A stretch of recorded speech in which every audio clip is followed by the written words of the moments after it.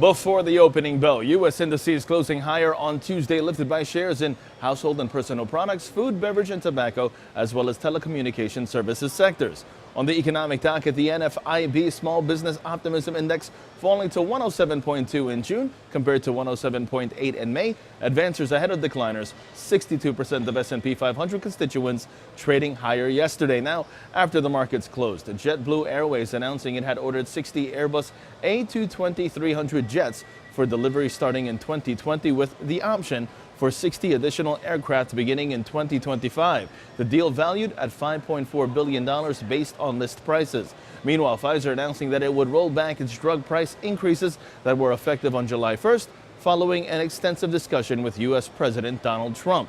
Turning overseas, Asian markets losing ground today. The Nikkei down 1.19%, the Hang Seng down 1.29%, China CSI 300 down 1.73%, and South Korea's Kospi down 0.6%. European markets sliding and U.S. futures calling for a negative start. Now, in terms of expectations today, Fastenal second quarter EPS seen at 66 cents on sales of approximately $1.3 billion. While on the economic docket, 8:30 in the morning, we have June PPI figures, final demand month over month, while 10 o'clock in the morning, May wholesale trade figures are due as well.